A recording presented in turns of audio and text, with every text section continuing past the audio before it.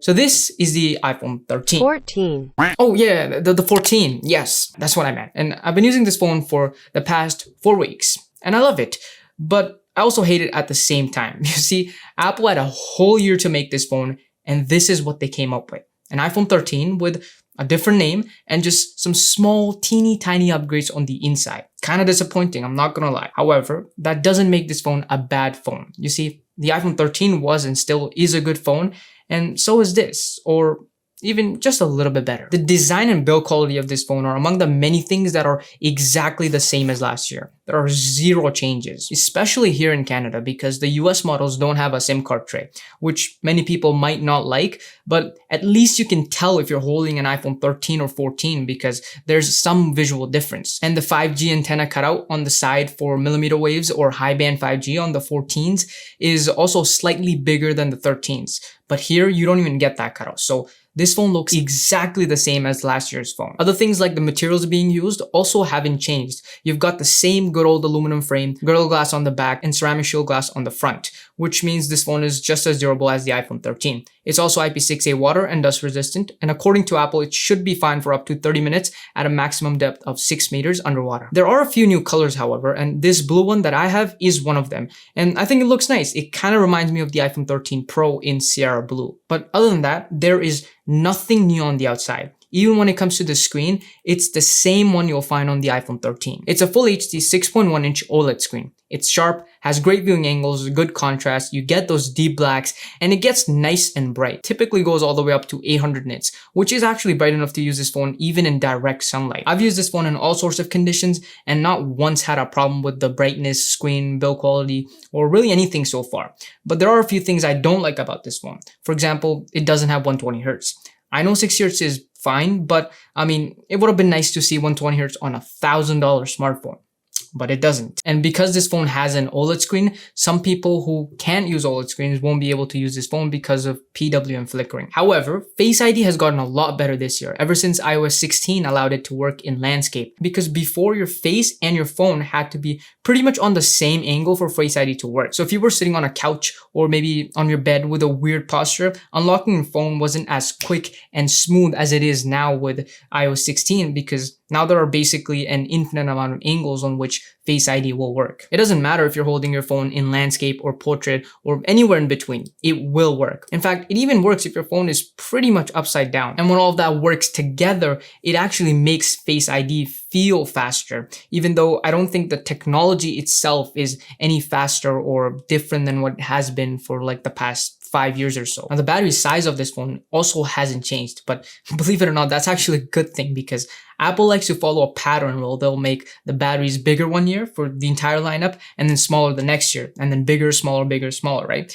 So this year I was expecting them to make all the batteries smaller, but apparently they didn't, or at least not for the iPhone 14. This phone has a 2379 mAh battery, which is exactly 39 mAh more than the iPhone 13's battery, which is about the same. Yes, but at least it's not smaller. And that means the battery life of this phone should be similar to the iPhone 13. Because spoiler, this phone doesn't even have a newer processor. But we'll get to that in a little bit. Now, I haven't used the iPhone 13 myself, so I don't know exactly what its battery life was like. But what I do know for sure is that on the 14, if I get around 5 hours of screen on time, I'll have about 40% battery remaining by the end of the day. And there were a few days on which I got way more screen on time, something like 8 hours, and still had like 6-7% battery remaining. Can I kill this thing in a day?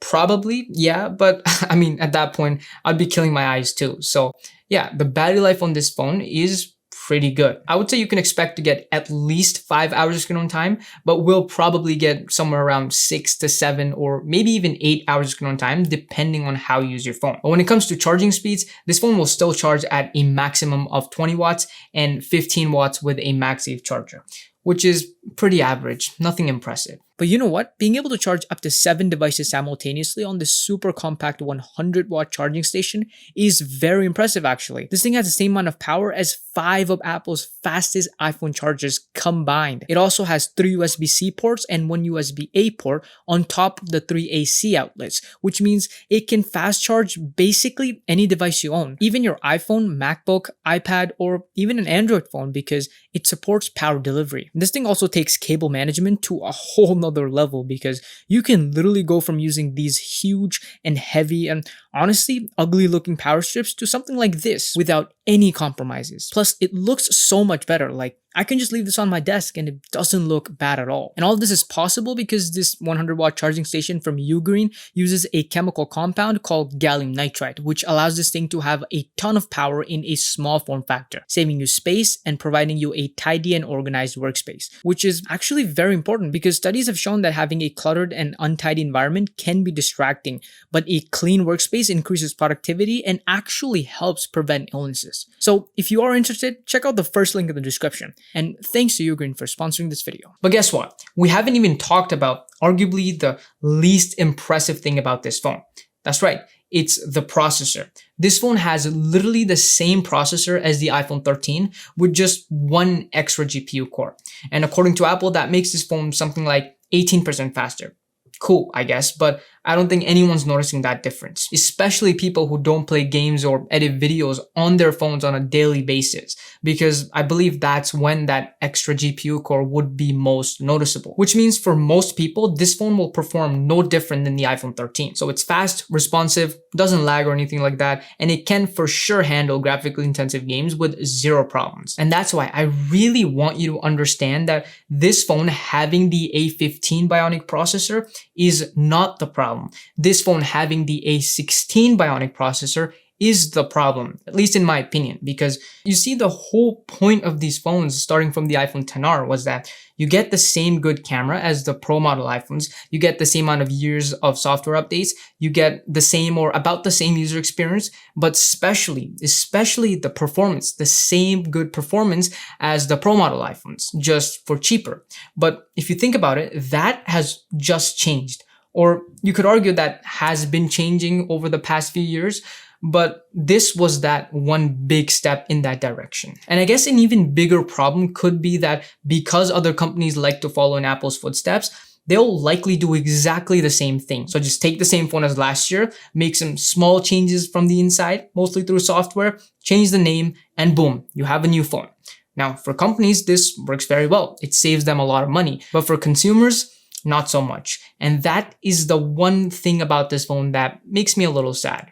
Anyways, let's talk about the cameras. This is where things get a little better. Because from the inside, there are a few new things and some of them definitely seem interesting. And all of these result in some pretty damn good photos and videos. I mean, just look at these. These photos look sharp, detailed, well exposed, colors look natural, dynamic range is pretty good, and the results are consistent. Night mode shots also look nice. The new larger main sensor with bigger pixels and a wider aperture certainly helps a lot with low light shots. The ultra wide angle camera as well as the new selfie camera with autofocus also captures fairly sharp and detailed photos. I've got nothing to complain about. And of course, this phone also has all the other features like portrait mode, photo styles, and cinematic mode. What's new though is the ability to record in 4K at 30 frames per second in cinematic mode.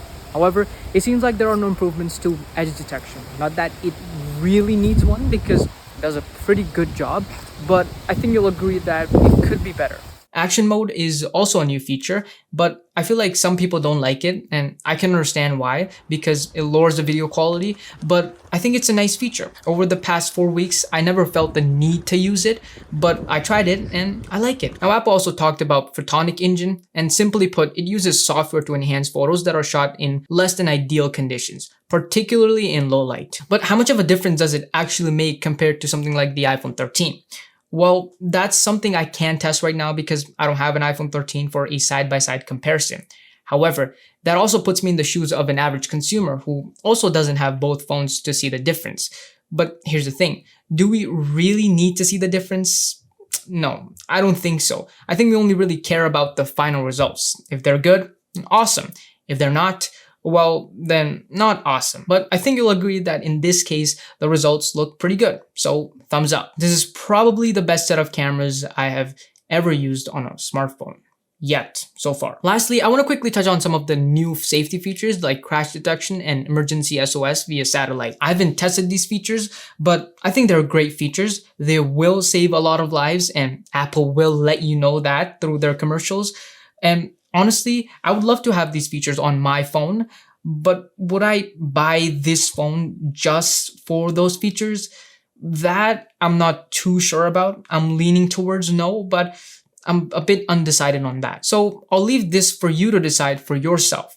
Maybe you are someone who's often hiking, or maybe you live in a very remote location and you genuinely think these features will save your life one day. And if that's the case, then for sure, buy these phones. It's a no-brainer. But if that's not the case, I don't think I can recommend this phone, because I just think the iPhone 13 or maybe even the 12 are a much better deal right now. Normally, I don't like to recommend phones that I haven't used myself, like the iPhone 13, but in this case, I don't think there should be any problems. And yeah, that's all for this video. If you haven't already, please consider subscribing, follow me on Twitter and Instagram, and I'll see you later.